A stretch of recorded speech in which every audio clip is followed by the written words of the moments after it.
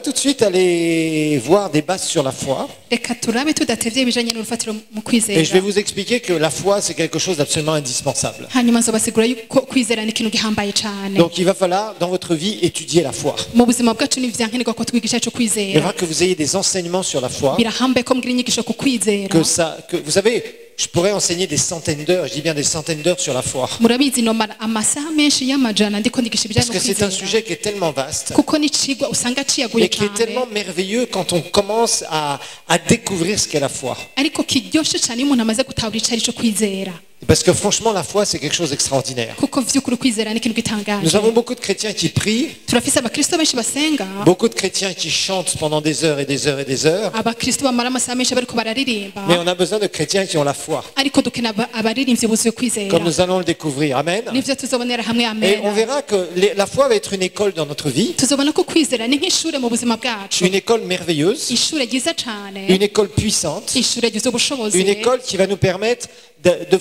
d'accomplir des choses ishure rizodushoboza gushika ku kintu et de voir kanaka la main de Dieu dans nos vies. tukabona ikiganza c'imana mu buzima On bwacu va voir un texte qui est fondamental sur la foi. tugiye gusomera hamwe igisoma gihambaye cane kijanye no C'est kwizera Hébreux chapitre 11 verset 1. ni abaheburayo ikigabane ca 11 umurongo wa Et mbere là, c'est la définition de la foi. iyo rero ni insiguro y'ijambo Vous voyez, kwizera dans la parole de Dieu, il y a des chapitres qui sont différents. Des fois, il y a des chapitres qui sont les grands thèmes de la parole de Dieu. muri bibiliya hariyo ivyigwa bitandukanye gusanga n'igisomwa muri rusange bavugamwo Par exemple, si on parle du salut, la nouvelle naissance, on sait que c'est Jean chapitre 3. nk'akarero tuvuze ivy'agakiza kuvuga bwa kabiri turazi ko ari yohana gatatu Si je parle des dons spirituels, je vais parler d'un Corinthiens 12. mvuze ivy'ingabire ya mpwemu yera mvuga mu bikorinto wa mbere 12 Si je parle des 5 ministères, je vais penser tout de suite à Éphésiens chapitre 4. mvuze ku vy'amabanga atanu nja kuvuga mu banyefeso 4 Et vous voyez, il y a plein comme ça de chapitres hariyo ibice vyinshi qu'il rero faut nk'ivyo que nous connaissions, ni ngombwa ko tubimenya de telle façon qu'on sache, on dit, ah, si j'ai besoin de ce sujet-là, je vais le trouver là dans la parole de Dieu. ku buryo ugera ahantu uvuga uti nimba nkene ikintu kanaka neza kurondera hamwe ijambo ry'imana Alors, Hébreux 11, c'est vraiment le chapitre de la foi. rero abahebura 11 ni igisoma kitwa kitacu C'est kwizera la définition de la foi, ni insiguro yo kwizera c'est montrer à quoi elle sert, bitwereka ico kwizera c'est la kumaze multitude de témoins hariyo kandi n'ivyabona vyinshi de l'Ancien Testament qui ont vécu par la foi. babaye mu isezerano rya kera bakagendera mu kwizera Et donc ça, c'est vraiment un chapitre qu'il faut méditer, méditer, méditer. rero ico ni igisomwa vyo kubera vyiza kugisoma ukakirimbura Alors, on va prendre le premier verset du chapitre 11. umurongo wa mbere w'abaheburayo 11 Et la Bible va nous dire, or la foi, c'est l'assurance des choses qu'on espère, la démonstration de celles qu'on ne voit pas. ukwizera ni ukumenya rwose ivyizigirwa udakekeranya ngo ntibizoba Alors, verset 2, il est dit, c'est à cause d'elle que les anciens ont reçu un bon témoignage. umurongo wa kabiri icatumye abakera bashingirwa intahe ni uko bari bagufise Alors, on voit le verset 2 ici, hano turabona ikivugwa ku murongo wa kabiri nous montre que recevoir un bon témoignage, turabona yuko kuronka igishinga ntahe ciza c'est marcher dans la foi. no kugendera mu kwizera Soyons clairs. tubivugishe kure Un bon témoignage, c'est pas toutes les chansons que tu connais, kugira intahe nziza si indirimbo nziza ushobora kumuririmba c'est pas tous les versets que tu connais, si imirongo myinshi yo mu bibiri ushobora c'est kuzi pas toutes les prières que tu connais. si amasengesho menshi ushobora Un bon kubikora témoignage, ariko intahe ça va être nziza l'œuvre de ta foi. ni igikorwa kica mu kwizera En fait, kwawe ce que tu vas accomplir. ni ukuvuga ngo ikintu ushobora gushikako Une destinée, c'est quoi? C'est des buts, c'est des plans que Dieu veut accomplir. mbega aho mwagenewe ni he ni imigambi imana ishaka gushiza mu buzima bwanyu Et ça s'accomplit pas par hasard. kandi ivyo ntibishika ku gihamana Comme nous allons voir, nk'uko tuzobibonera Dieu hamwe n'agit pas par hasard. imana nikora ku gihamana Un petit coup de prière à gauche, un petit coup de prière à droite, urasenga gatoya ngaho ukongera ugasenga gatoya hariya ça n'amènera pas des grands changements dans votre vie. ntibishobora kuzana impinduka zikomeye mu buzima bwanyu Par contre, l'école de la foi, ariko nyabona ishure ça ry'ukwizera amènera de grands changements dans votre vie. bizozana impinduka zikomeye mu buzima bwanyu Ça prendra du temps. bizobatwara umwanya nivyo Vous allez grimper, de temps en temps, vous allez chuter dans la foi. muzoduga rimwe na rimwe bishike mu nyerere mu kwizera Mais c'est ce qui vous amènera très loin. ariko ivyo nivyo bizotushikana kure Vous savez, des fois, il y a des gens qui partent, je dirais, quand ils se convertissent, ils partent comme ça dans le Seigneur. murabizi rimwe na rimwe hari abantu iyo bakijije usanga umengo badunze Il y a bihuta des gens, mu parfois, mwanya. ils ont des témoignages incroyables. hari abantu usanga bafite intahe z'ibitangaza Franchement, ils ont été touchés par la grâce de Dieu. ugasanga barakoze kuko n'ubuntu Et bw'imana on dit, waouh, moi, mon témoignage à côté, il est grand comme ça. ukavuga uti mbega intahe je iruhande yiwe ndi umuntu Et muto eux, ils vous cane racontent comment Dieu, ils ont failli mourir 3 fois, par exemple, bakababwira ingene vyashize bagahugwa gupfa nk'inshuro qui faisaient les zitatu pires péchés du monde. ingene baba mu vyaha Et vy'agahomera comment comment Jésus les a sauvés à la dernière seconde. ariko ingene yesu yabakijije ku munota wa nyuma Puis toi, tu es là, tu as ton petit témoignage entre guillemets. nawe ukaba uri ngaho wifite ya ntawe wita ko ari Et tu ntoyi dis, bah moi, j'étais pas un bandit, un voleur, un criminel, je suis désolé, ukaca uvuga uti je murantunga kera sinigeze ko umusuma canke imboregwa mais j'ai reçu la grâce de Dieu. ariko nahuye n'ubuntu bw'imana Et je suis sauvé. kandi Et ndakijijwe toi, tu démarres, tu as l'air de démarrer doucement. nawe ugasa n'umuntu ariko atangura bukebuke Vous savez, l'important, c'est pas comment on démarre. urabizi ibihambaye si ingene utangura L'important, ça va être comment tu vas comprendre le royaume de Dieu. ariko igihambaye n'ingene utahura icacu ubwami bw'imana Parce que tu es né de nouveau. kuko waravutse ubwa kabiri Et si ce soir, tu es né de nouveau, transformé kandi agasanga kuri uno mugoroba waravutse par ubwa la kabiri puissance de Dieu, warahinduwe n'ubushobozi bw'imana pardonné par le sang de Jésus, warahariwe n'amaraso ya que tu yesu sais le jour de ta deuxième naissance, ukaba uzi neza umunsi wavutse ubwa kabiri que tu es sûr de ton salut, que tu es sauvé, ukaba wemejwe neza ko eh bien, ukijijwe tu es né dans le royaume de Dieu. bivuga ngo waravutse mu bwami Et dans le royaume bw'imana de Dieu, il y a des lois spirituelles. kandi mu bwami bw'imana hari amategeko mu buryo Et bw'impemu une de ces lois spirituelles, c'est la loi de la foi. kandi rimwe muri amategeko mu buryo bw'impemu ni itegeko Nous sommes dans le royaume de Dieu ryo kwizera turi mu bwami et la foi bw'imana va être quelque chose d'indispensable. kandi ukwizera ni ikintu shankenerwa Alors la Bible va nous dire, or la foi, c'est l'assurance des choses qu'on espère. hano rero bibiliya tubwira ngo ukwizera ni ukumenya rwose ibyizigirwa udakekeranya ngo Il y a ntibizoba d'autres traductions qui disent la foi, c'est un titre de propriété. C'est une preuve que quelque chose m'appartient. hari andi mabibiliya afite isomo navuga ati ukwizera ni nko kuba ufite ikintu wegukira ikintu wiharije ciwawe Vous voyez, par exemple, si vous avez une voiture nk'akarorero nimba ufise nk'imodoka ou un tuk-tuk, cyangwa ufise tukutuk alors vous pouvez avoir une moto ou en tout cas un truc à moteur. kumbura urafise imoto cyangwa ikindi gikoresha imoteri Ce qui prouve que cela vous appartient, c'est la carte rose. ikigaragara nuko ugifise ni uko ufise impapuro zaco Et si jamais quelqu'un vient vous dire, non, non, ça c'est mon tuk-tuk, nimba umuntu aje akakubwira ati oya iyo ni tukutuk tu dis, yanje non, j'ai la carte rose sous mon nom. ucuvuga uti ico ni kinyoma raba carte rose ndayifite kuri La carte rose sous son nom, uwo rero ufise carte ya rose Vraiment, carte c'est- rose c'est yanditse ku izina propriétaire. ryiwe ni ukuvuga ko ari nyeneyo comme celui qui a un titre de propriété pour sa maison ou sa parcelle, ni nk'umuntu afise impapuro zigenga ko afise c'est la itongo preuve canke qu'il est inzu propriétaire. ico cerekana ko iyo nzu canke itongo ari La rwiwe preuve qui fait de toi le propriétaire d'une chose, c'est souvent un papier légal. ikigaragaza ko wegukira ibintu ni uko ufise igipapuro cemerwa n'amategeko La foi va être une preuve ukwizera ni ikintu kigaragaza que quelque chose t'appartient. ko ikintu ari rwawe Donc tu sais que ça t'appartient. ukaba ubizi neza ko ari rwawe C'est pas j'espère peut-être. si ukuvuga ngo ndizigiye kumbure Et vous savez, il y a beaucoup de gens, ils prient comme ça. hariyo abantu basenga bavuga gutya On a prié, on était ensemble. twasenze turi kumwe J'espère que Dieu va peut-être faire quelque chose. ndizera ko imana izonkorera akantu Ça, c'est pas la foi. uko si ukwizera Ça, c'est ce qu'on appelle l'espérance. ivyo ni ivyizigiro La foi, ukwizera tu possèdes uba ufise ikintu Tu wemejwe possèdes uranzi neza ko ari rwawe ce pourquoi tu crois. kimwe wizereye Même si tu ne le vois pas encore avec tes yeux. n'igihe utarakibonesha amaso yawe La foi s'empare. ukwizera kuracakira La foi, c'est comme une main invisible. ukwizera ni nk'ikiganza Tu kitaboneshwa viens et tu amaso prends dans le ciel. uraza ugacakira ibiri mu ijoro Et tu ramènes dans ta vie. ukabigaragaza mu buzima C'est une bwawe main invisible, la foi. ni ikiganza kitaboneka Dans le ukwizera naturel, on a des mains. Les mains nous permettent de quoi? De prendre. mu buzima busanzwe turafise ibiganza bidushoboza gufata ikintu Si je kanaka veux prendre ce support, je prends ma main. Je ne vais pas dire, support, viens, mfise ikiganza sishobora kuvuga ati wantebe we mais viens vers nyegera moi, support. ndagusabye uze ngaha wameza Et il ne peut pas venir vers moi, ntishobora kuza aho ndi parce qu'il n'a pas la capacité. kuko nta bushobozi ifise Je peux dire, mais viens au nom de Jésus. ndashaka kuvuga nti wameza we gira eforo uze mu izina Comme, rya yesu comme je sais que vous êtes très spirituel, vous mettez des au nom de Jésus partout. kubera nzi rero ko muzi impwemu bamvuga ngo mu izina rya yesu ahantu hose Vous savez, c'est pas un mot magique, hein, le nom de Jésus. murabizi si ibintu vyamaje kuko umusubiramo ngo mu izina rya C'est yesu un nom qui est au-dessus de tout nom, qui est rempli d'autorité. ariko ni izina zuzuye ububasha riri hejuru y'andi mazina Mais il faut yose savoir s'en servir. ni vyiza kumenya ingene urikoresha C'est la foi que tu vas avoir dans ce nom qui va changer les ni choses. ukwizera ugira muri iryo zina rishobora kugira Donc tu impinduka ne peux pas dire à cet objet, viens vers moi. ndashobora kubwira imeza nti ngwino aho ndi Non, je dois faire quoi? ico nkora niki nteza kuyicakira Tendre ma main ngakoresha ikiganza canje et le ramener. ngakwega Si je ne ikaza fais pas aho ndi ça, il ne sera pas vers moi. ntabikoze imeza ntiza aho La ndi foi, c'est exactement ce que ça va faire. ukwizera niko Ça kubigenza va prendre ce que Jésus a fait pour vous kumenya gucakira ico yesu et yabakoreye vous le ramener dans votre vie. mukabizana mu buzima C'est ce que bwanyu la foi fait. La foi s'empare. ukwizera kuracakira ibintu Quand je marche dans la foi, je sais que je sais que je sais que je sais. igihe ngendera mu kwizera ndazi kandi ko nzi neza Il n'y a personne qui peut me dire le contraire, je sais. nta n'umwe ashobora kumbwira ibinyuranye kuko Je ndabizi sais neza que ça m'appartient. ndabizi neza ko ari Personne ne gwanje pourra me faire croire le contraire. nta n'umwe ashobora kumbwira Ça m'appartient igishushanyo et on ne discutera pas ni là-dessus. gwanje kandi nta n'umwe ashobora Ça, kubitwara c'est la foi, c'est l'assurance. uko no kwizera no kwemezwa C'est le neza titre de propriété. ni ukuvuga ko ari ikintu C'est la wemerewe preuve que ça m'appartient. ni ikigaragaza ko ari gwawe Donc, je le possède. ni ukuvuga ko ari gwanje Même si je ne le vois pas encore. naho ntarabibonesha amaso C'est ça que nous yanje allons découvrir. nico tuzokwigira hamwe La démonstration de celle qu'on ne voit pas.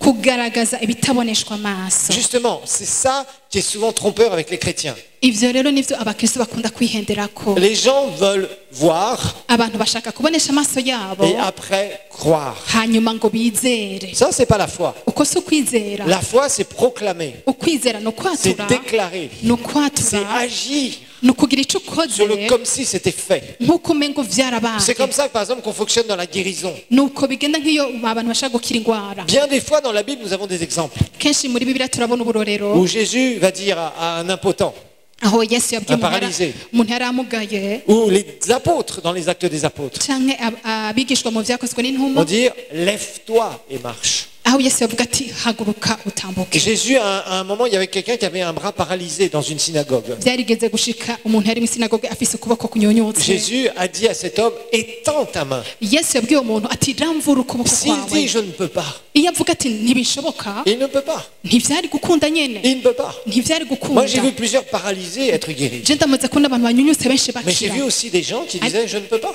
ariko nigeze kubona abantu bavuga ati ntibishoboka S'il dit je ne peux pas, avuze ati sishobora ils ne bougent pas. ntashobora kuva Ils ahari ne marcheront pas. ntashobora Ils ne kugendagenda lâcheront pas leur canne. ntibashobora kurekura vya bibando vyabo Ils ne pourront pas bouger leurs bras. ntibashobora kurekura amaboko yabo Par contre, d'autres ariko abandi ont agi sur cette foi. barakoze ku kwizera Et ils ont vu leur kwabo guérison.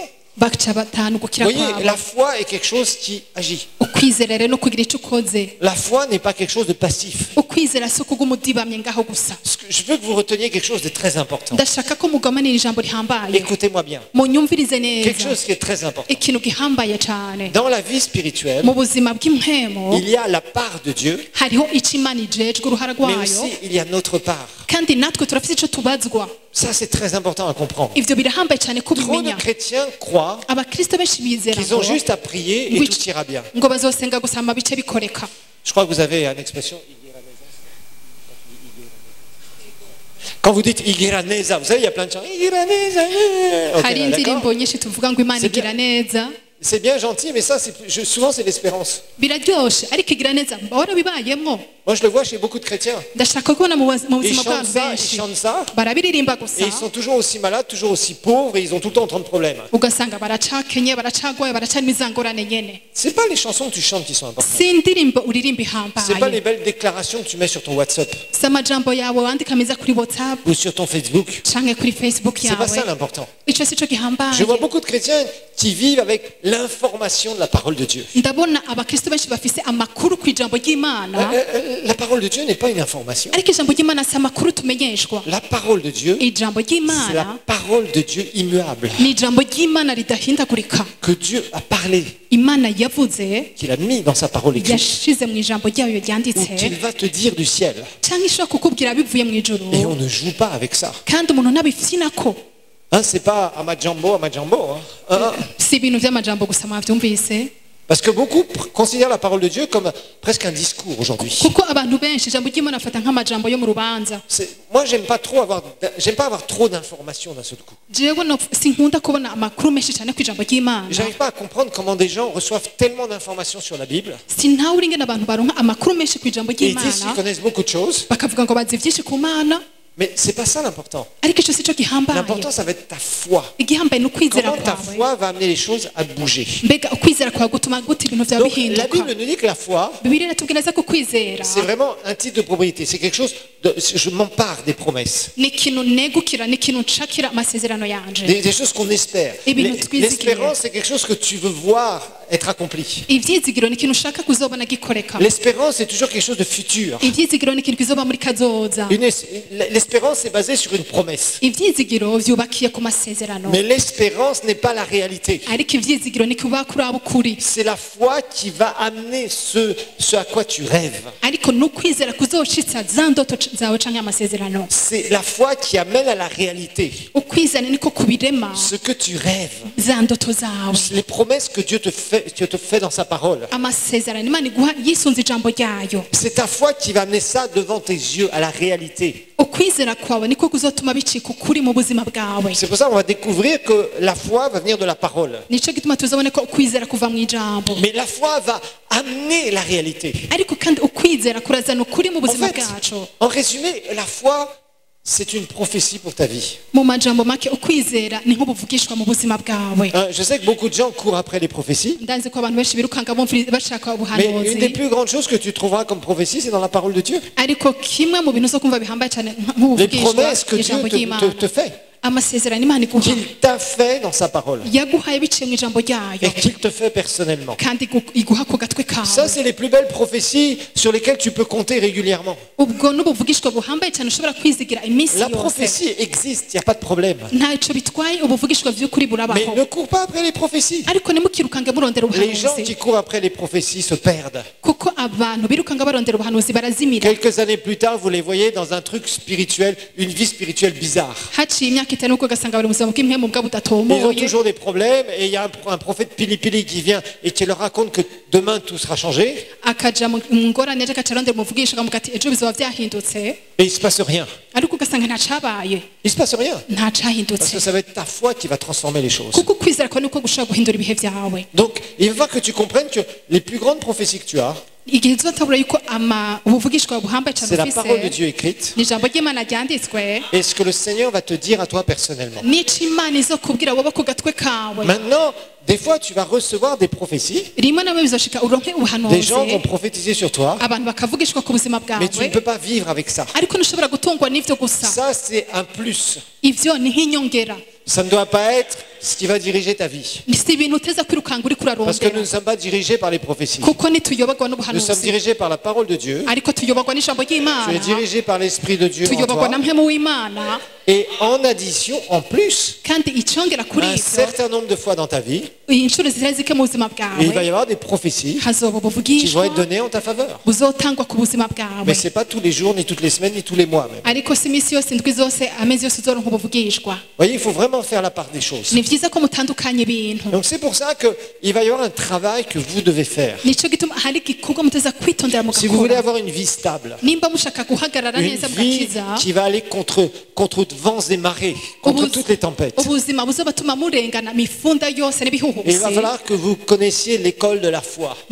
bizobasaba ko mumenya icari Et c'ishure que ryo vous kwizera pratiquiez cette école régulièrement. kandi ubudasiba mukaja muri iryo shure ryo Ça, kwizera c'est très important. ico kirahambaye cane Débarrasse-toi des trucs bizarres. reka wiyambura ibintu vyinshi Et bidatomoye les petites prières que tu fais pour te rassurer toi-même. twa dusengesho dutogira kugira ngo wumve wihumurije wewe Le moindre truc ou le moindre pas que tu fais, il faut que tu pries. ikintu cose ukora utireka mbanze senge Non, il va falloir que tu apprennes à exercer ta foi ariko reka wige gukoresha ukwizera dans certains kwawe domaines très particuliers. mu bisata bitandukanye vy'ubuzima bwawe Et que tu vois le résultat. kandi ukabona inyishu y'amasengesho L'important, c'est pas tout ce que tu vas prier. igihambaye si amajambo menshi uvuga mu L'important, c'est masengesho le résultat. igihambaye n'inyishu y'amasengesho yawe Et les gens mettent toujours l'accent sur ce qu'ils disent. abantu benshi bama bahashira amaso ku C'est-à-dire- majambo bavuze Ils disent, j'ai prié 3 jours. akavuga ati namaze iminsi itatu ndiko ndasenga C'est bon, mais montre-moi le résultat de tes 3 jours de prière. ni vyiza C'est jewe tout. nyereka inyishu y'amasengesho yawe nyuma y'iyo minsi itatu Si au bout de 3 jours, tu sors avec des réponses extraordinaires, agasanga inyuma y'iminsi itatu y'amasengesho uvuye n'inyishu Je dis gloire à z'ibitangaza Dieu.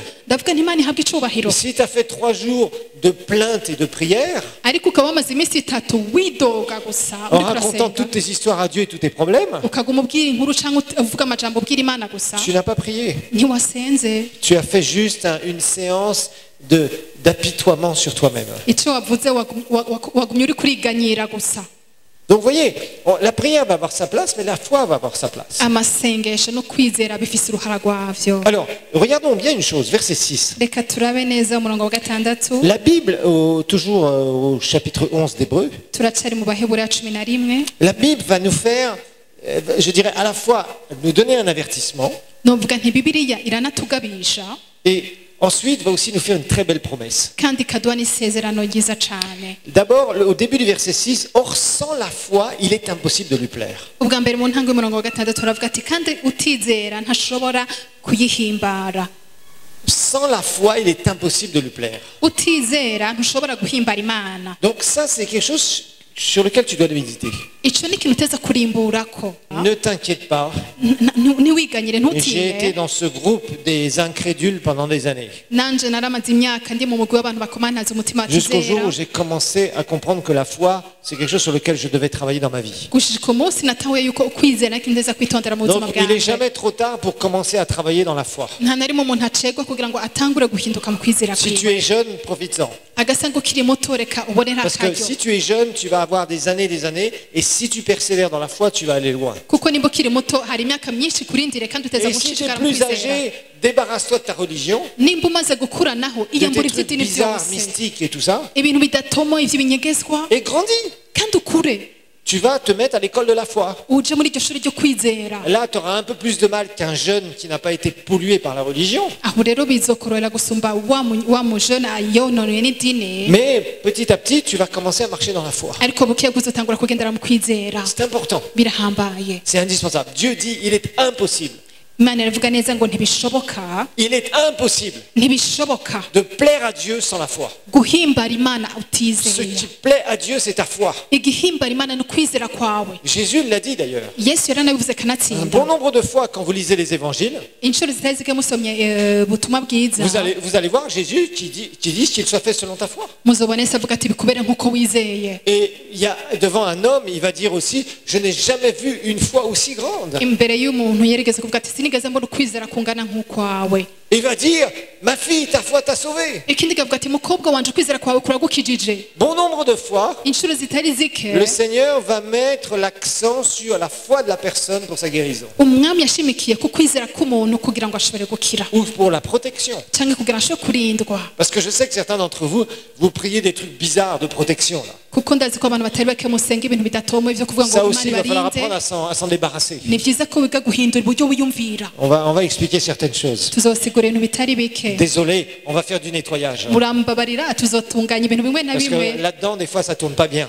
kuko hari igihe On, abantu basanga bafite on pense ibyumviro qu'on est bidatomoye. spirituel, mais des fois, on l'est pas du tout. hari igihe umuntu yibaza ngo ari mu mpemu mbwa atabiriho On a namba. vraiment besoin des fois de nettoyer des mentalités. turakeneye gutunganya uburyo twiyumvira. Et ça c'est vraiment quelque chose d'important. icyo nacyo ni ikintu gihambaye cyane. Alors, la Bible nous dit clairement, sans la foi, il est impossible de lui plaire. bibiliya itubwira ngo utizera ntushobora guhimbara imana. Mais après, la parole de Dieu nous dit quelque chose de super. hanyuma ijambo ry'imana yatubwira ikindi kintu kiryoshye cyane. La Bible va nous dire, bibiliya irongera celui qui ikatubwira ngo s'approche de Dieu doit croire qu'il existe, et regardez bien, qu'il récompense, qu'il rémunère, qu'il donne un salaire, c'est ça que ça veut dire littéralement, de ceux qui le cherchent. aravuga ati uwizera imana wese ateza kumenya ko ahimpera cyangwa umushahara umuntu wese amurondera. Ta foi va avoir une récompense. ukwizera kwawe kugira impera. La récompense, c'est de voir le surnaturel, impera ni ukuvuga kubona ibintu vyo mu buryo bw'impemu Le cy'igitangaza. surnaturel. ibintu vyo munsi y'impemu dans ta vie. mu buzima bwawe. Sans la foi, udafise ukwizera tu ne verras pas la main de Dieu. ntushobora kubona ikiganza c'imana. Sans la foi, utizeye tu ne verras pas le surnaturel. ntuzobona ibitangaza biva ku mana. Le surnaturel passe par la foi. igitangaza cyangwa ivy'impemu bica mu kwizera Dieu kwawe. n'agit pas par hasard. imana nikora mu buryo Ça, c'est bw'igihamana. quelque chose qu'il faut bien que tu comprennes. ico uteza kukimenya Dieu neza. va agir au travers de ta foi. imana izokoresha mu kwizera kwawe. Plus ta foi est grande, uko kwizera kwawe kuzokura plus tu vas voir l'action de Dieu dans ta vie. niko uzobona igikorwa c'imana mu buzima bwawe. Plus ta foi est petite, uko kwizera kwawe kuzoba guto cane moins tu verras l'action de Dieu dans ta vie. niko uzobona igikorwa c'imana buke buke mu buzima bwawe. Donc l'action de Dieu dans ta vie rero igikorwa c'imana mu buzima sera bwawe proportionnelle à ta foi. bizoba biringaniye no kwizera kwawe. Et la foi démarre avec quoi? kandi ukwizera gutangurwa n'iki? Une promesse. isezerano. La Bible va nous dire une chose. bibiliya hari ikintu itubwira. La Bible va nous montrer bibiliya iratwereka dans Romains 10, 17 mu baroma 10:17 que donc la foi va venir d'une certaine manière. ko hari uburyo ukwizera kudushikira Donc Romains 10, kudushikako. 17, abaroma 10:17 la Bible va nous dire ainsi la foi vient. Ça veut dire que la foi vient d'une certaine manière. aratubwiye abaroma 10:17 ngo nuko ukwizera kuva mu kumva. La foi vient Ukwizera cyangwa de ce ukwemera qu'on entend, kuva mu cyo umuntu yumvise. et ce qu'on entend vient de la parole de Christ. Icyo wumvise kiva ku ijambo rya Kristo. La foi va venir d'où? Mbega ukwizera gushaka kuva he? Est-ce que la foi va venir en priant? Mbega ukwizera umuntu akuronga kuko yasenze? Non. Oya. La foi, est-ce que ça vient en jeûnant? Mbega umuntu agira ukwizera kuko yisonzesheje? Non. Oya. La foi va venir Ariko ukwizera gushobora au kuza travers d'une promesse de Dieu. biciye mu isezerano ry'Imana. Ça, c'est important Icyo et tu kirahambaye dois le comprendre. kandi uza kubitahura. Dieu, par exemple, te fait des promesses financières. Akarorero Imana ashobora guha amasezerano mu butunzi Dans sa bwawe parole. biciye mu ijambo Dieu ryayo. nous promet d'être prospère. Imana iradusezerana Et il ne gutunganirwa. nous dit pas, je te promets que tu seras pauvre. Imana ntidusezerana ngo ndagusezerana ko uzoba umukene. Imaginez-vous, si Dieu nous disait dans sa parole, Ibaze yaba byoshoka Imana ikatubwira biciye mu mes ijambo ryayo enfants, je vous aime. ati bana banje ndabakunda Et je vous promets, kandi ndabasezeraniye vous serez pauvres, malades, muzoba bakene déprimés, mugware tristes muhahamuke et malheureux. mubabare mushishwe. Qui voudrait d'un Dieu comme ça? Ninde ushaka kugira Imana imeze uko? C'est pas génial, hein? Ivyo bintu ntibiryoshe. Non! Oya. Dieu a d'excellentes choses pour nous, Ariko Imana ifise ibintu vy'akarenzo ku bwacu mais nous allons voir qu'il existe quelque chose kandi tuzobona ko hari ibintu biriho qui s'appelle vyitwa circonstance. ibihe ducamo, Et c'est ça qu'on va apprendre à changer. kandi ico nico tuza kwiga guhindura. D'abord, la foi vient de la parole de Dieu. Ubwa mbere ukwizera kuza guciye mu ijambo ry'Imana. Alors, à la fois la parole écrite, Ubwa mbere mu ijambo ry'Imana ryanditse, la parole écrite, c'est cette parole que tu as, la Bible.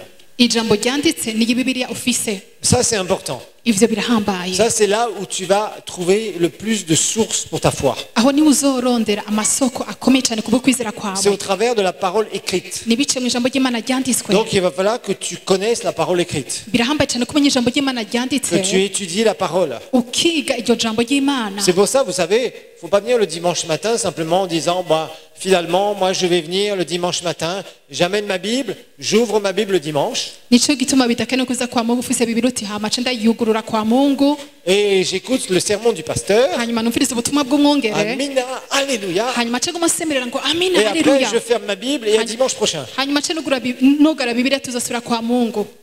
La Bible, la parole de Dieu, Bibiliya ari ryo jambo ry'Imana doit avoir une place importante dans ta vie. biteza kugira uruhara ruhambaye mu buzima Ça, bwawe. c'est indispensable. Ivyo birahambaye cyane. Cette parole, Iryo jambo c'est la parole éternelle de Dieu. ni ijambo ry'uhoraho. Tu trouveras les solutions Uzoronka inyishu muri ryo à beaucoup de tes problèmes, ku ngorane zawe à beaucoup de tes zitandukanye. défis. Ibintu byinshi Elle te bikugora parle du royaume de Dieu. bimwe bica mu bwami Elle te bw'Imana parle des promesses de Dieu, kumbure n'amasezerano de la y'Imana vie présente et de la vie future. y'ubuzima bwa none n'ubwa kazoza. Et celles de la vie présente Kandi muri ubu bugingo bwa sont none pour toi pour que tu les vives. bimwe Imana itegura kugira ngo ubibemo. Maintenant, il n'y a pas seulement de la parole écrite. Ubu rero si ijambo ry'Imana rikene gusa ryanditswe. Dieu te fait des promesses personnelles. Imana irashobora kuguha amasezerano ku gatwi kawe. Tu vas me dire comment, moi j'ai reçu Jésus il n'y a pas longtemps. Urambwira uti vyogenda gute ko je mperuka gukizwa Je ne sais pas vuba trop comment faire. sinzi gene nobigenza. Tu vas apprendre à chercher le Seigneur dans la prière. Uteza kwiga kurondera Imana bice mu masengesho Et Dieu va te parler. kandi Imana izokuganiriza. Et un certain nombre de fois, il pourra même te confirmer au travers de prophéties, de personnes qui vont venir te voir et te dire, voilà ce que j'ai reçu du Seigneur pour toi. Inshuro zitari zike Imana izoza ishingira nta bintu wahawe bice mu buhanuzi ati ngibi ibintu Imana Et ça igufitiye. sera des confirmations. Ico rero kizoba ari nk'ikintu kije kwemeza. N'acceptez pas des soi-disant de paroles où d'un seul coup, il y en a un qui dit, le Seigneur dit que tu dois aller à gauche. Ntiyukemera amajambo nk'umukozi w'Imana avuga ati Imana ivuze ngo kata iburyo. Et puis un autre arrive et te dit, ah non, non, le Seigneur te dit, tu dois aller à droite. Hama haza uwundi umukozi w'Imana avuze ati Imana ubu nayo ivuze ngo kata uje Il mu y a beaucoup de bamfu. gens qui racontent tout et n'importe quoi au nom du Seigneur. Hari abantu bavuga amajambo bishakiye bavuga ngo mu izina La ry'umwami. plupart du temps, tu recevras des paroles personnelles, des promesses personnelles. Kenshi na kenshi uzoronka amajambo y'Imana ku gatwe Vous kawe. savez, dans la Bible, Murabizi bice muri Bibiliya il y a un personnage central hariyo umuntu twovuga afise uruhara ruhambaye qui est vraiment très important. ahambaye cyane muri Bibiliya Il s'appelle Abraham. yitwa Aburahamu. Et Abraham, il a été appelé le père des croyants. Kandi Aburahamu yiswe sokuruza w'abizera. Abraham, il avait reçu une promesse qui n'était pas écrite, puisqu'il n'y avait pas la parole écrite à l'époque. Aburahamu yari afise isezerano ritanditswe muri Bibiliya kugira ico gihe Bibiliya ntiyabwaboneke. Dieu avait promis Imana yari qu'au yamusezeraniye travers de lui, il y aurait une descendance. ko biciye muri we hazoboneka Et uruvyaro que des peuples naîtraient au travers de lui. kandi ko amahanga azovuka biciye muri we. au travers de sa descendance. biciye mu rubyaro rwiwe. Dieu avait promis de le bénir de toutes parts. Imana yari yamusezeranye kumuhezagira impande zose. Il avait ses promesses Yari afite orales. amasezerano ye mu Ce byaciye n'était mu pas majambo. écrit.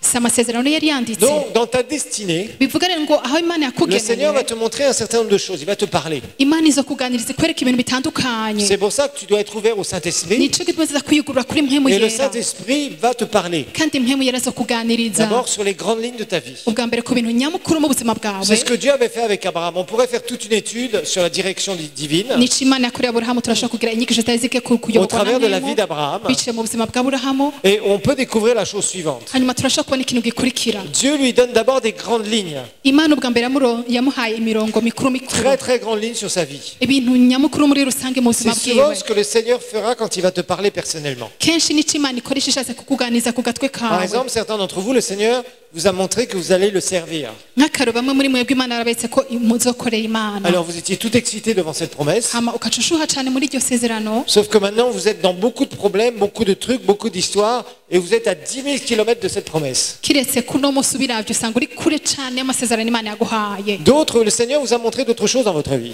abandi Imana hari ibintu yavyeretse mu buzima Ce que tu bwanyu ressens dans ton cœur, ce pourquoi tu as été créé. kimwe wumva kibiragira mu mutima wawe catumye Certains, vous urema. avez on a tous des appels différents et des dons différents. twese dufise imihamagaro canke ingabe zitandukanye. Certains, c'est dans le ministère, d'autres, c'est pas dans le ministère. bamwe bazakorera Imana mw'ibango abandi bayikorere D'autres, c'est hanze. servir dans différents dons à l'église. abandi ni mugabe zitandukanye mu ishengero Et aussi, dans cette vie de chaque jour, no muri uno buzima bwa misi nous avons des yose dons différents. dufise ingabire Et zitandukanye Dieu a des destinées différentes pour nous. kandi Imana ifise yawe tugeneye mu buryo butandukanye. Chacun d'entre nous, nous avons des rêves. umuntu wese ari hano arafise indoto Et il est très important de rêver. kandi birahambaye cyane ko umuntu agira indoto De rêver. ukagira indoto. Moi, je suis un grand rêveur, vous savez. pasiteri wacu ni umuntu afise Dans indoto beaucoup de zikomeye domaines. mu bisata bitandukanye. Non pas que je fais des rêves la nuit et que d'un seul coup, je dis, ah, c'est un songe. Non, non, ça m'arrive. Je ne sais pas si ça m'est arrivé une ou deux fois dans ma vie. atari uko asinzira mu ijoro avyita akavuga ati nagize inzozi bimushikira gake cyane. Dieu m'a très, très rarement parlé au travers de rêves. Imana yamuganirije gake cyane biciye mu Il nzozi. y a d'autres personnes où Dieu leur parle par des rêves. hari abandi bantu Imana ibaganiza biciye mu nzozi. On est tous différents. twese turatandukanye. C'est pas grave. L'important, c'est ce que le Seigneur te dit. ntacyo bitwaye igihambaye n'icyo Imana ikubwira. L'important n'est pas la façon dont il va utiliser pour te le dire. igihambaye si uburyo Imana ikoresha kugira ngo ikuganire. Ah, il y a des gens qui vont dire, j'ai une vision, j'ai eu un rêve,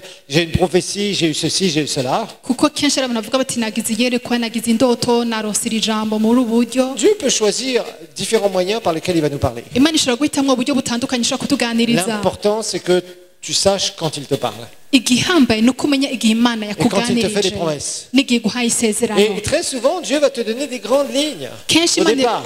mu ntango iguha ibintu nyamukuru. Et après, hanyuma si tu obéis, je niwumvira pourrais vous prouver dans l'Écriture ndashobora kubibereka biciye mu ijambo que tant ry'Imana. qu'Abraham n'avait pas pris une étape de foi, igihe Aburahamu atari bwatere intambuko yo kwizera Dieu ne lui reparlait pas. Imana ntiyongera kumuganiriza. Je pourrais vous le prouver dans l'Écriture. ndashobora kubibereka biciye Et mu je pourrais vous ijambo. prouver aussi dans l'Écriture ndashobora no kubibereka kandi mu que Dieu nous ijambo donne d'abord les grandes lignes. ko Imana ubwa mbere duha imirongo muri Et rusange. petit à petit, plus nous obéissons, hanyuma buke buke uko plus tugenda nous grandissons dans la foi, uko tugura mu kwizera plus il va nous donner des détails sur notre destinée. niko ishishikari twereka utuntu duto duto tugana aho Imana C'est comme ça atugeneye. que Dieu fonctionne. nuko Imana Ne ibigenza. t'attends pas à ce que le Seigneur te raconte tout de A jusqu'à Z sur des promesses. ntiwitege ngo Imana izokubwira ibintu vyose ku masezerano igufiseko. J'ai vu des gens comme ça venir dans mon bureau avec des cahiers entiers où Dieu leur avait soi-disant donné tous les détails. yarabonye abantu baza muraba muri bureau bafise amakaye menshi aho bavuga ati aya n'amasezerano Imana Ça ne yampaye. marche pas comme ça. si uko bigenda Pas du tout comme ça. si uko bigenda haba namba. Dieu d'abord va tester ton obéissance. ubwa mbere Imana irapima ukumvira Et kwawe ta foi. no kwizera Et kwawe. après, il va te parler. hanyuma ikakuganiriza. Et après, il va encore tester ton obéissance. hanyuma ikongera ikageza igapima Et il va tester ta kumvira. foi.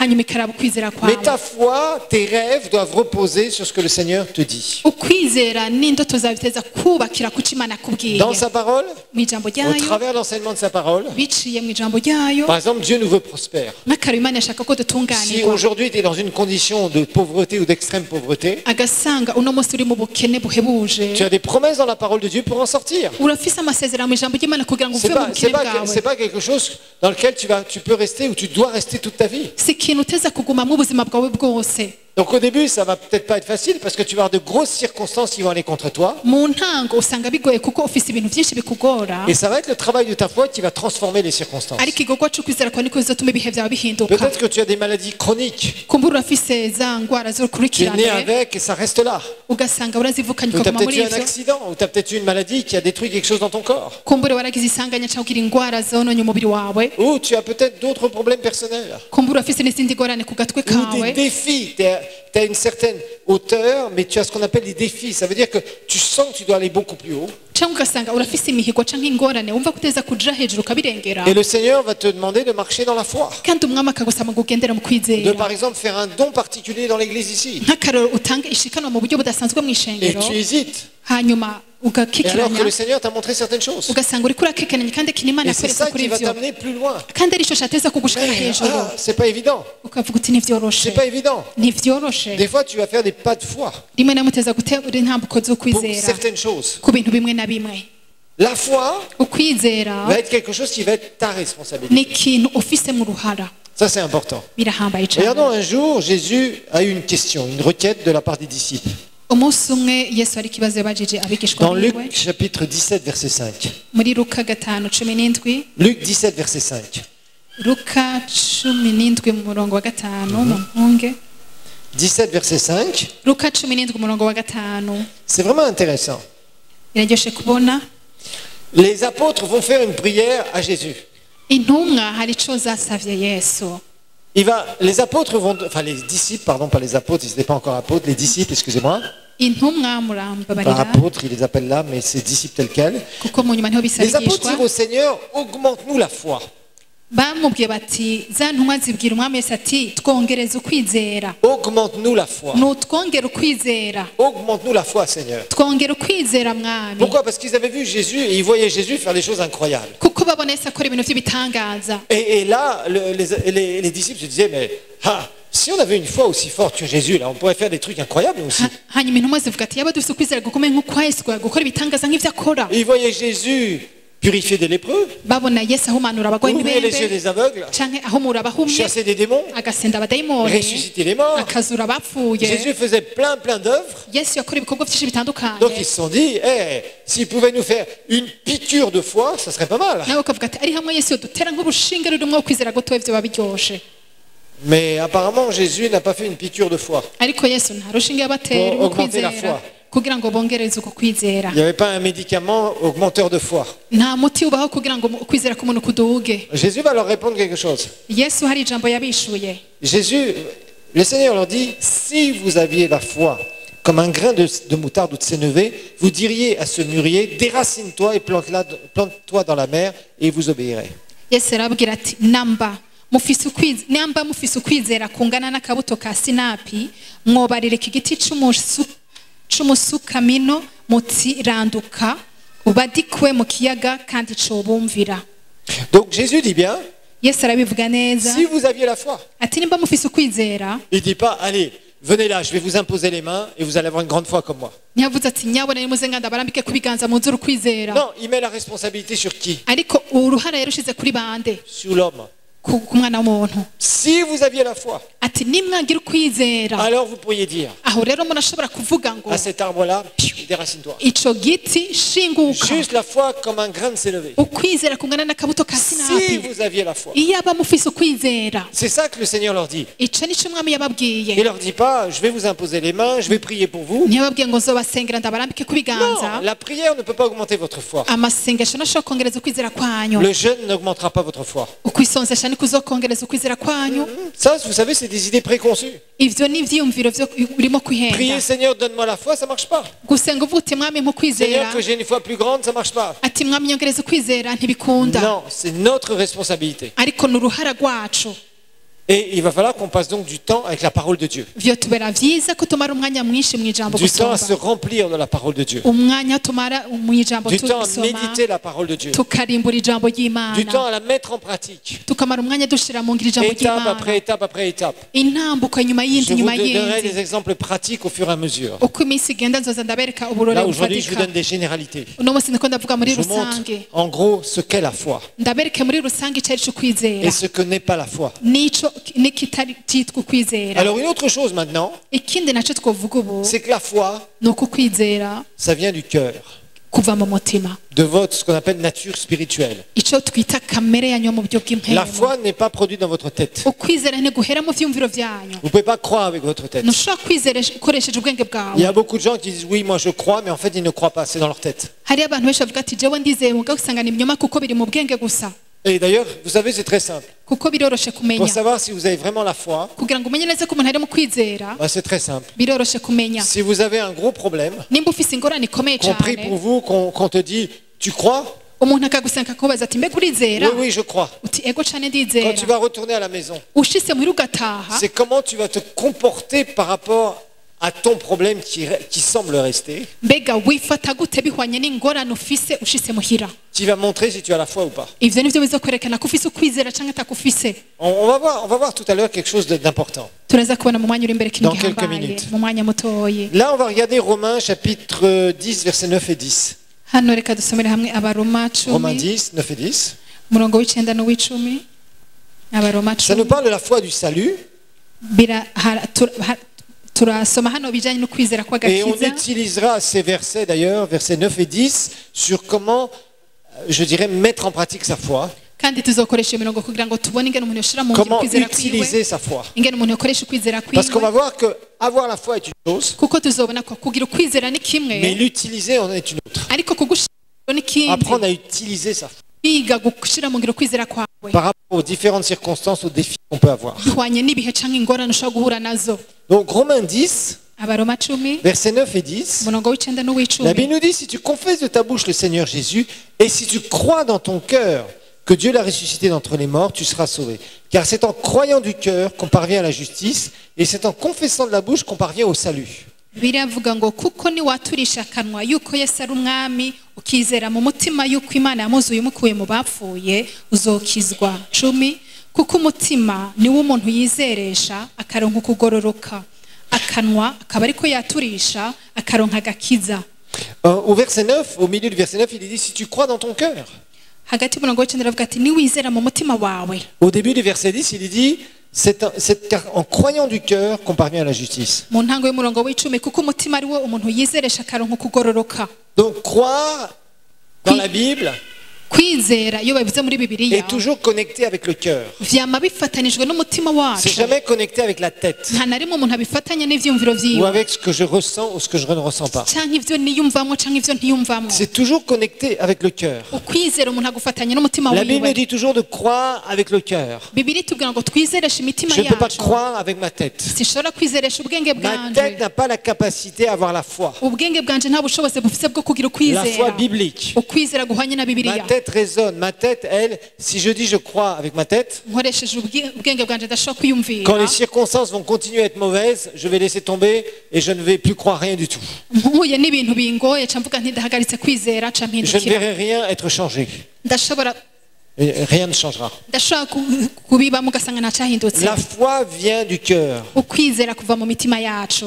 c'est-à-dire de votre nature spirituelle. Bivuga ngo muri kamere yanyu ko mu buryo bw'impwemu Là où Jésus habite, aho Yesu avyagiye c'est là, ici. naha mu C'est mutima pas là. yanyu, si mu bwenge C'est bwanyu ici. ariko ni mu mpwemu Ici. zanyu, mu mitima yanyu. Quand vous avez la foi, Igihe ufise ukwizera au centre de votre être, hagati bw'ina muri votre wowe nature spirituelle, votre cœur, mu mutima wanyu muri kamere kanyu ko mu buryo c'est ça bw'impwemu, qui vous guide. ico nico kikuyobora. C'est pas les circonstances, Si ibihe uba ushobora c'est pas les gucamo, tempêtes, si imihigo ce n'est ushobora pas toutes kubona, sortes de choses qui peuvent aller contre vous. si ibintu bitandukanye bishobora kuza Mais vous êtes bikugwanya, là, ariko uri Vous ngaho savez où vous allez, ukaba uzi neza uri vous connaissez kuraja, le résultat, ukaba uzi neza inyishu malgré toute witeze, l'opposition, toutes les circonstances, ntacyo bitwaye ibihe cyangwa ibintu vyo qui vous diront kugwanya exactement le contraire. bishobora kukubwira igihushane bishitse, Mais vous connaissez le résultat. ariko uba uzi neza inyishu yawe. La foi, Ukwizera tu te vois dans le résultat. wibona uri mu nyishu. En fait, la foi voit le futur. Mu bisanzwe ukwizera kurabona kazoza kacu. La foi voit le futur. Ukwizera kukubona muri La kazoza. foi voit les choses du futur. Ukwizera kurabona ibizoba muri Tu es kazoza. là et c'est comme si, je ne parle pas d'avoir une vision. Sindi ko ndavuga ngo kugira iyerekwa. Parce que souvent, vous savez, on est un peu, quand on dit je vois quelque chose, ça veut dire tout de suite là j'ai une vision. Kuko kenshi abantu bavuze bati ndabona baca bibaza ngo barugize Non, mais iyerekwa. c'est comme si Tu te voyais. ufise inyishu Et tu yawe es sûr que ça va se passer. ukaba uzi neza ko Tu ne peux pas bizoshika l'expliquer. ntushobora Mais kubisigura tout dira le contraire. byose birashaka kukubwira Tu ne peux pas igihushane l'expliquer, mais tu sais que tu sais que tu sais. ntushobora kubisigura ariko urazi Tu dis, neza c'est comme si j'y étais. ni nk'uko mbona ko Je sais que c'est nabibayemo fait. ndazi ko Je sais que byakoretse c'est accompli. ndazi ko Je ne peux pas byashitse expliquer pourquoi, mais je sais. sinshobora kubisigura ariko ndazi ko Je bizoba sais, je sais, je sais. ndabizi kandi ndabizi Je sais neza que c'est quoi la fin de l'histoire. ndazi kandi inkuru yanje izohera Ça, c'est la foi. uko niko kwizera Ça, c'est la foi. Ta tête peut Ubwenge dire, bwawe. oh oui, je sais que ça va changer. urashobora ati ndazi ko bizohinduka Tout va bien se terminer. byose bizohera neza Amina, alléluia. ukaririmba ngo amina haleluya Et tes circonstances ne changent pas. ariko ugasanga ibihe byawe ntibihinduka Et tu te retrouves toujours dans les mêmes problèmes. ukaca wisanga uri muri ya ngorane nyene Tu te retrouves toujours dans les mêmes problèmes. ukaba uri muri ya ngorane nyene La foi ukwizera va te permettre de marcher dans le surnaturel. kugushoboza kugendera mu isi y'impemo Et j'aime bien ce mot en français surnaturel. kandi arakunda cyane iryo jambo ryo munsi y'impemo Ça mu veut dire gifaransa au-dessus du naturel. bivuga ngo urenge ivyo mu buzima busanzwe Au-dessus du naturel. ukarengera ivyo mu buzima busanzwe Dans le surnaturel. ukaba munsi y'impemo Vous voyez, il y a la guérison naturelle hariyo ugukira mu buzima et il y a la busanzwe guérison divine. hariyo n'ugukira kuva ku mana Il y a une certaine prospérité naturelle hariyo gutunganirwa mu buzima bwacu avec busanzwe la gloire des hommes, hamwe uronka icubahiro c'abantu mais une prospérité divine. ariko hariyo n'ugutunganirwa biva ku mana Il y a plein de choses comme ça. hari ibintu byinshi bimeze uko Il y a une longue vie sur la terre surnaturelle hariyo kurambira ku isi mu buryo bw'igitangaza et il y a une vieillesse des inconvertis. hariyo no gusaza kw'abapagani C'est pas la même chose. si co kimwe Toi qui commences à vieillir, wewe utanguye gushika mu comment tu te zabukuru vois mbega wibona dans gute 10 ans, dans 20 ans? mu myaka 10 cyangwa 20 iri imbere wibona uzoba umeze gutyo Comme ça?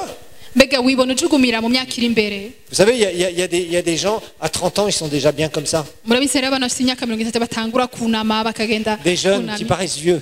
abantu bakiri bato mugabo bagasa n'abatama Je ne sais pas comment ils seront à 60 ans, ugasanga basa n'abantu bafite imyaka mais ça 60 ne va pas être beau. ariko usanga bibishe kubona Et souvent, les gens se voient avec un futur qui est mauvais. cyane cyane abantu babona akazoza kabo Non, atakigenda apprends à voir de belles choses devant toi. iga kubona ivyiza imbere yawe La Bible nous montre vraiment, nous fait des belles promesses. bibiri iraduha amasezerano aryoshe On doit cyane vivre au-delà du naturel.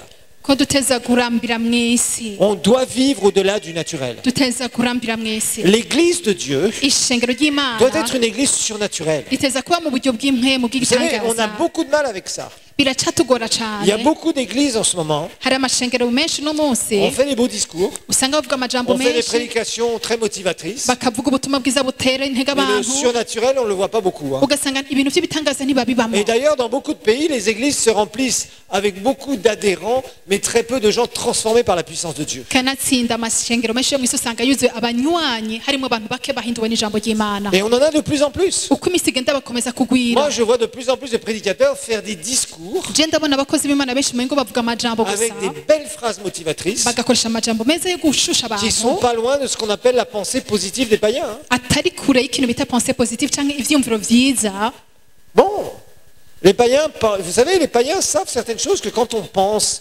positivement, murabizi abapagane barazi ko iyo umuntu yiyumvira qu'on fait neza un peu de sport, qu'on a une vie, je dirais, bien équilibrée, ugasanga ubayeho neza urifata neza ukagira on siporo va être plus heureux. Hein. ushobora kuramba ugikomeye Et c'est vrai. kandi ivyo birashika C'est vrai, mais le problème, c'est que c'est sans Dieu.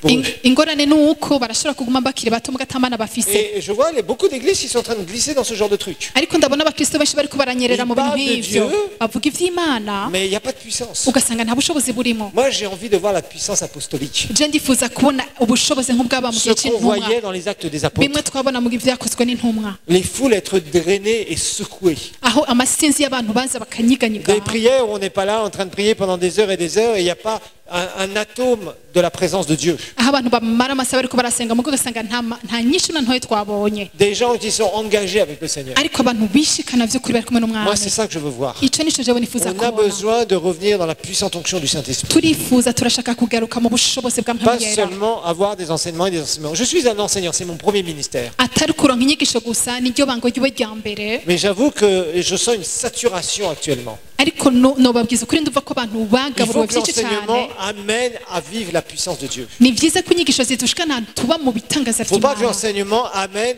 des gens à briller de l'extérieur atari uko inyigisho zituma abantu basangana hanze gusa et à se prendre pour des rois. hama bakaca bifata nk'abami Et puis les autres, c'est les serviteurs, vous comprenez. hanyuma abandi nabo bakamera nk'abakozi babo. Attention, on est en train de glisser dans certaines choses qui sont mauvaises. Muragabo cyane turiko turanyerera mu bintu bimeze Non, nous nk'ivyo. devons vraiment Dutegerezwa revenir à un évangile kugaruka mu butumwa qui est basé bwiza sur la parole bwisunga ijambo et sur la ry'Imana puissance du Saint-Esprit, n'ubushobozi bwa mpemu yera, sur la prière qui est puissante, amasengesho où la y'ubushobozi, puissance de Dieu se manifeste, aho ubushobozi bw'Imana pas bwigaragaza une fois tous les 10 ans, atari rimwe mu myaka mais 10 régulièrement au milieu de nous. ariko ubudasiba hagati On voit yacu, des gens être retournés, paf, comme ça par la puissance du Saint-Esprit. aho tubona abantu buzura ubushobozi bw'Imana mu kanya Pas des gens gatoya, à qui on dit, venez à l'église, faites quelques prières et vous vous sentirez mieux. atari aho tuzokwingiga abantu ati nimuze mwishengere tuzobasengera hama muzoca mworoherwa, Parce que ça, c'est pas l'évangile. kuko ubwo si ubutumwa bwiza. L'évangile n'a rien à voir avec se sentir mieux. Ubutumwa bwiza ntaho bukwiriye no koroherwa, L'évangile est une question d'éternité. ariko ubutumwa bwiza ni ikintu cy'ibihe bihoraho. C'est l'évangile, c'est un combat gigantesque, une guerre spirituelle entre les ténèbres et la lumière. Ubutumwa bwiza ni intambara ikomeye cyane hagati y'umwijima n'ubwami bw'umuco. Les églises ne doivent pas être des cours de récréation. Kirazira yuko amashengero amera nk'ahantu ho Qui aura gukinira, les plus beaux sièges, le plus beau bâtiment, les plus beaux trucs aho usanga hari les plus beaux ivyuma, costumes et les plus intebe, belles bagnoles. inyubako nziza gusa et les plus belles voitures. n'imiduga myiza gusa. Franchement, Vy'ukuri la parole de Dieu est claire. ijambo ry'Imana La rirabitomora. foi vient du cœur. Ukwizera kuva mu mutima wacu, Et la foi, kandi ukwizera c'est ce qui va te permettre nico kizogushoboza de triompher du monde, kunesha isi, de triompher des circonstances. kunesha ibihe ushobora Je vais vous gucamo. donner quelques exemples. Ndifuza kubaha uburorero Regardons bumwe. Luc chapitre 8, versets 22 à 25. Luka 8:22 gushika kuri 25. Jésus ne pouvait pas fonctionner Yes. sans la foi des gens. Yesu ntiyashobora gukorera ahantu hatari kwizera kw'abantu. Et vraiment, souvent, il a fait des reproches à ses disciples Vy'ukuri vyarashika akagiriza parce qu'il intumwa manquait de foi. kuko atakwizera bari bafise. Un jour, il devait chasser un démon Umunsi bateza gusenda et il abadayimoni n'arrivait pas à chasser. ariko ntivyamushobokera. Et Jésus leur dit, mais vous avez une petite foi là. Yesu ababwira ati ukwizera kwanyu ni guke cane, Ça va pas du tout. ntibiza gukunda. Là, on va voir un autre exemple où Jésus va aussi leur reprocher d'avoir peu de foi. Hano turongera kubona kandi karorero Yesu ababwira yuko bafise ukwizera guke. Verset 22 de Luc chapitre 8. Luka 8:22. Un jour, Jésus monta dans une barque avec ses disciples et leur dit, passons de l'autre rive sur l'autre rive du lac. On va y arriver. Et ils partirent. Pendant qu'ils naviguaient, Jésus s'endormit. Une bourrasque fondit sur le lac. La barque se remplissait d'eau et ils étaient en danger. Ils s'approchèrent et se réveillèrent en disant, Maître, Maître, nous périssons. Il se réveilla, menaça le vent et les flots qui s'apaisèrent et le calme se fit. Puis il leur dit, quoi? Où est votre foi? Saisis de crainte et d'admiration, ils se dirent les uns aux autres, quel est donc celui-ci? Car il commande même au vent et à l'eau, et lui obéissent. Luka 8 kuva kuri 22. Ku munsi umwe muri iyo atambukira mu bwato be n'abigishwa biwe, arababwira ati tujabuke tuje hakurya y'ikiyaga. Baterera ubwato bava ku nkombe, bariko baragenda arasinzira. Hamanuka inkubi y'umuyaga mu kiyaga, ubwato bwariko buruzura amazi, bari mwirinde. Baraza baramukangura bati mwigisha mwigisha turapfuye. Ati angura azibiza ingunza no gusuriranya kw'amazi birahora habagahwekere. 25. Arabaza ati mbega ukwizera kwanyu kuri hehe? Baratinya baratangara, barabazanya bati mbega uyu muntu ni iki kwabarira n'umuyaga n'amazi bikamwumvira. C'est pour ça que tu dois motiver ta foi. Nico gituma uteza gutera intego kwizera Sinon, le kwawe. jour mauvais, quand il va arriver, Atari uko umunsi mubi tu seras balayé niwagushikira comme ça. uzocuba nk'umuntu akuwe mu La nzira. maladie va venir te terrasser et on va t'enterrer à Manda. Ingwara izo zigukubita hasi tuje tuguhamba ku mpanda. Alors que la Bible te promet une longue vie sur la terre. Kandi bibiri gusezerana kurambira mu isi. Et tu étais le premier à faire Alléluia. Ugasanga we muri bamwe baje imbere baguma bavuza bigeregere haleluya. Danse, fais ce que tu veux. Tamba ukora uko ushaka. Travaille ta foi. Ariko gira icyo ukoze mu kwizera kwawe. Le problème, c'est qu'on a des gens qui dansent, ils font tout un tas de boucans, excusez-moi de le dire. Ingorane dufite nuko abantu benshi bakunda gutambatamba Et cyane leurs gusa. circonstances ne changent pas. Ugasanga ariko ubuzima bwabo nta gihinduka. Fais, réjouis-toi, saute, danse, fais tout ce que tu veux, crie comme tu veux. Ni vyiza semerera tamba Mais tamba change utambira tes imana yawe. circonstances par ta foi. Ariko ibihe vya bihinduke mu buzima Ça, bwawe. c'est ton défi, c'est la vie chrétienne. Uyo n'umuhigo bavyita ubuzima bw'umukristo La vie vy'ukuri. par la foi. Ubuzima bwo kugendera mu kwizera. La foi, c'est la deuxième loi la plus importante de l'univers.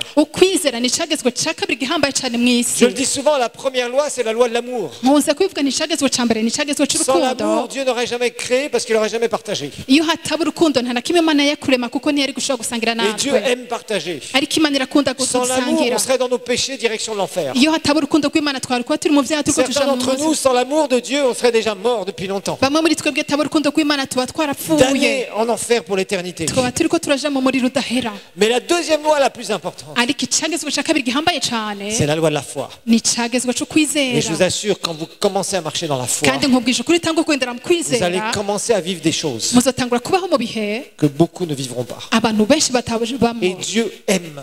kandi imana Un irakunda. homme de Dieu un jour a dit, umukozi w'imana umwe yarigeze kuvuga ngo il a dit, Dieu passera, et la bénédiction de Dieu avec Dieu passera au-dessus d'un million de personnes pour toucher la personne qui est dans la foi. ati umugisha w'imana urashobora kurengana umuriyoni w'abantu kugira ngo ukore ku muntu umwe gusa, La seule qui sera touchée, c'est celle qui est dans la foi. umwe azokugwako gusa n'uyo azoba ari mu kwizera. Regardez Jacques, on va terminer par ça ce soir. reka dusozere kuno mugoroba dusama muri yakobo Chapitre 1, ikigabane ca mbere à partir du verset 2.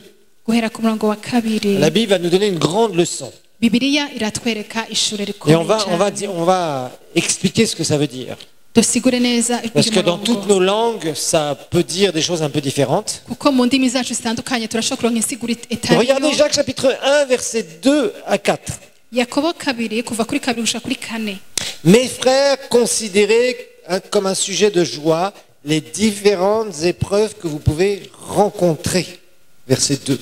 Jacques chapitre 1, verset 2, oui. Tout est lu. yakobo ikigabane ca mbere umurongo wa kabiri mu ntunge mwiyumvire ko ari ivyo kunezerwa rwose bene data nimwagwa mu bibagerageza bitari bimwe. Alors, des épreuves. Je sais Oui. pas, ça dépend comment c'est traduit. Dans différentes traductions, c'est différent. mu bibiliya y'ikirundi bavuga ibibagerageza. Mais une épreuve, ça peut être quelque chose de mauvais qui t'arrive. ikintu kikugerageza ni ikintu kibi gishobora kugushikira Ah, d'un seul coup, tu perds tout ce que tu as dans tes finances. mu kanya gato ugasanga urahomvye ibintu vyose wari D'un ufise, seul coup, la maladie vient, essaye de te rencontrer. mu kanya gato ingwara ikagusugereza Le ikagutera danger te frôle. ugasanga irinde canke ingorane Il ziraguteye. peut y avoir toutes sortes de choses comme ça. hari ibintu bitandukanye nk'ivyo bishobora Mauvaises qui kugushikira, peut arriver. Des gens te tendent un piège et te font du mal. ibintu bibi ugasanga n'abantu baguteza umutego bakugirira Des gens nabi, viennent voler ta propriété. abantu bakaza nko kukwiba itongo ryawe. Toutes sortes de choses que ce monde essaye de faire contre nous. ibibi vyinshi abantu muri ino si bashobora Contre même le kuduteza. diable, même si le diable n'est pas partout, et des fois il agit. ingorane nuko satani naho atari ahantu hose rimwe Et na d'un rimwe seul coup, arakora, on se retrouve par terre. mu kanya gato ukisanga hasi. Bon, ça peut être une épreuve. ico rero gishobora kuba ikigeragezo. Ou alors, tu vois que tu as des maladies et tu as du mal ta santé vraiment se dégrade. cyangwa ugasanga uragwaye ukabona ko uguma uri kuraremba, C'est une épreuve. ico ni ikigeragezo. Tu es quelqu'un qui vient d'une famille très pauvre. ugasanga kumbura uvuka mu muryango ukenye, C'est une épreuve. ugasanga ni ikigeragezo. Tu es là, tu avais un fiancé ugasanga urafise umuntu mwakundana Ou mu une fiancée. fiancé umuhungu cyangwa umukobwa et vous deviez vous marier et rien ne marche. mwateza kugira ubugeni ugasanga Il birapfuye, t'a fait un sale coup, elle t'a fait un sale coup. ugasanga yaguhemukiye nta Ça kivuyemo. s'appelle une épreuve. ico bacita ikigeragezo. C'est des choses qui vont venir contre toi. ni ibintu ushobora kuza Une bigutera. épreuve aussi, c'est que tu es dans une certaine dimension ikigeragezo ni ukuvuga kandi urashobora kuri mu rugezo kanaka et tu vas aller beaucoup plus haut. aho ushaka gushika kure gusumba, Votre pasteur a cette épreuve ugasanga uwo pastor wanyu arafite ico par kigeragezo rapport à l'église locale. ku bihwanye n'ishengero Il kavukire, sait qu'il est dans une dimension, mais il va aller toujours plus loin et plus haut. ugasanga aho ageze ashaka gushika kure Donc gusumba, régulièrement, il est obligé de mettre sa foi en action ubudasiba agashira ukwizera kwe mu ngiro pour accueillir les gens, kugira ngo pour yegereze voir l'église abantu, grandir, kugira ngo babone ishengero pour les rikura, finances, kubw'ubutunzi pour les bw'ishengero, constructions, kubw'inyubako, pour dire qu'est-ce que je vais faire après. akavuga ati mbega mana nkora iki Il faut qu'on achète hanyuma, le terrain à côté ou l'autre terrain, ou il faut qu'on ait plus grand. harageze ko twagura tugura ikibanza hariya na Vous voyez, hariya. ça va demander de la foi ivyo byose bisaba ukwizera et du travail. n'ibikorwa. Il y a plein de choses qui vont nous demander de la foi hari ibintu byinshi bizodusaba ukwizera pour accomplir notre destinée, kugira ngo dushike aho Imana yatugeneye, pour voir des choses qui s'opposent à nous et qui nous sont promises pourtant dans la parole de Dieu. kugira ngo tubone n'ahari ibintu bitugwanya mugabo dushika ku vy'Imana Des dusezeranye, défis que tu as. imihigo canke Toutes ingorane sortes de ufise, choses. ibintu La bitandukanye. stérilité, par exemple, nk'akare pas avoir d'enfants. ugasanga umuntu aragumbasha ntashobora Ça kuvyara, peut être une épreuve pour toi. Abraham a eu ça. birashobora kuba nk'ikigeragezo Et Aburahamu Dieu lui a fait des vyamushikiye, promesses. kandi Imana yari yamuhaye isezerano, Et il s'est tenu sur la parole de Dieu. ariko yaragenda ku ijambo ry'Imana. Plein de choses. hari ibintu vyinshi nk'ivyo, En fait, tout ce qui est un obstacle pour que tu ailles plus haut et plus loin. ni ukuvuga ngo icyo kintu cyose twokwita ko ari inzitizi kugira ngo Tout ce qui ushike essaie de kure te retenir vers le bas. ikintu cyose gishaka kukugumiza C'est hasi peut-être aujourd'hui un environnement familial catastrophique. kumbura uno munsi mu muryango ntibimeze neza C'est une épreuve de foi pour toi. ugasanga ni ikigaragaza cyo kwizera ku Beaucoup bwawe de choses sont des épreuves de foi. hari ibintu byinshi bimeze nk'ibigaragazo mu Et la Bible kwizera nous dit kandi Bibiliya tubwira ngo de nous réjouir. ngo tunezerwe Oh non, Seigneur, pas encore cette histoire. uti Oh, mwami nongere kunezerwa ibi bintu kandi qui vient contre moi. bije kungwanya Seigneur, tu sais que j'ai rien fait de mal. ati mwami urazi ko atakibi Mais nakoze là, je me retrouve dans ce ariko problème-là. aha nisanze muri izi ngorane Ne te plains pas, ntiwidoge mais apprends ariko wige à affronter. guhangana Quelqu'un qui marche dans la foi, umuntu agendera mu il kwizera marche avec une mentalité de vainqueur. agenda afise ivyumviro nk'ivy'ubunesha Il ne marche pas avec une mentalité de quelqu'un qui est vaincu. ntagenda afise ivyumviro nk'ivy'umuntu yaneshejwe La foi triomphera des circonstances. ukwizera kuzoguha kunesha ibihe La urimo foi t'amènera là où la prière seulement ne pourra pas t'amener. ukwizera kuzogushitsa hamwe amasengesho badashobora kugushitsa Parce que la foi va s'exercer verticalement vers Dieu, oui, pour recevoir, kuko kwizera kurakoreshwa hagati yawe n'imana mais elle va yawe aussi s'exercer horizontalement, c'est-à-dire envers tes circonstances. no mu buryo bukitse hagati y'ibintu ubucamo Et il va falloir que tu apprennes à exercer ta foi. On verra ça demain, justement. ejo tuzobibona birahambaye cyane ko wiga kubibamo Comment mieux recevoir de Dieu et recevoir de sa part, gute tworonka vyiza gusumba biva ku mais mana aussi de parler à tes circonstances. kandi ugategeka ukabwira ibihe vyawe urimwo bibi Donc la Bible nous dit de nous réjouir. Pourquoi? bibiri tubwira ngo tunezerwe kubera iki Parce que quelque chose, si tu pries, Seigneur, qu'il m'arrive rien, que j'ai rien, gna, gna, gna, ok, kuko niba usenga uti imana ndasenga ntagire ikintu na kimwe kibi kinshikira tu vas jamais te bagarrer. nta na rimwe uzoba mu buzima Et la vie, bw'intambara quelque part, est une bagarre. Il y a des moments de repos, ariko ubuzima bumeze nk'intambara hari igihe umuntu aruhuka mais la plus grande bataille que tu as amenée, c'est la bataille de ta foi. ariko intambara ikomeye tuza kubamwo ni intambara yo kwizera Il va falloir que tu grandisses dans la foi ni ngombwa ko ukura mu et que tu vas apprendre kwizera à marcher de gloire en gloire et de victoire en victoire. wige kuva mu bwiza uja mu bundi no ku ntsinzi uja mu yindi Trop de gens qui ont ce problème aujourd'hui. hari abantu benshi bafise izo ngorane Les bonnes circonstances, parfois, même sur des païens, il y a de très bonnes circonstances des fois. erega n'abapagani baraba mu bihe vyiza Hein, c'est ça aussi que les gens ont du mal à comprendre. ivyo nivyo bigora gutahura Il y a abantu des païens qui parfois ont de bonnes circonstances hari abapagani rimwe na rimwe usanga babayeho neza qui sont étonnantes. ugasanga birarenze Des ubwenge fois, qui sont même mystérieuses. ugasanga ni ibintu bitangaje Et des gens qui ne font pas de sorcellerie ou quoi que ce soit. Hein, kandi abantu bataja mu bintu des vy'ubupfumu gens qui raisonnent, qui savent utiliser les opportunités, etc. abantu biyumvira neza bazi kubona akaryo keza mu buzima bwabo Mais nous, on a beaucoup plus. ariko twebwe dufise ibirengeye ivyo On a le Seigneur et sa parole. turafise umwami n'ijambo Et on ryayo a l'impression que le peuple de Dieu tourne en rond. ariko bisa no kumenga ihanga ry'imana riguma rizunguruka Parce hahandi qu'on manque nyene de foi. kubera iki kenshi On manque de foi. nta kwizera tugira Il faut apprendre à fonctionner dans la foi. ni vyiza ko twiga Moi, je kugendera mu veux qu'en tant kwizera qu'Église, vous puissiez grandir dans la foi. jewe ndifuza kubabona mukura mu Et qu'ensemble, kwizera vous allez accomplir des choses incroyables. kandi hamwe mugashika ku bintu Individuellement bikomeye et ensemble. umuntu wese ku gatwi kiwe twese hamwe kandi Je veux que vous nk'umugwi deveniez des gens vraiment de foi, beaucoup plus. ndifuza ko mucika abantu bakomeye Parce que cyane mu vous en avez kwizera besoin. kuko murabikeneye Et n'ayez pas peur des mauvaises circonstances. kandi ntimugatinye ibintu bibi vyobashikira La Bible nous dit de ne pas craindre. bibiliya tubwira ati ntitugatinye Des centaines de fois, la Bible nous dit ne crains point. inshuro nyinshi bibiliya tubwira ati On verra que c'est ntutinye un des grands ennemis de la foi, la crainte, la peur. tuzobona ko ubwoba ni ikintu Mais kimeze ce que nk'umwansi Dieu mu nous demande, kwizera ariko icyo imana idusaba C'est que justement, on apprenne au travers des circonstances ni uko twiga biciye mu bihe tubamwo à grandir. gukura Finalement, qu'est-ce que la parole de Dieu va nous dire? Verset 3. mbega ijambo ry'imana tubwira iki ku murongo wa La Bible gatatu nous dit, sachant que la mise à l'épreuve de votre foi produit la patience.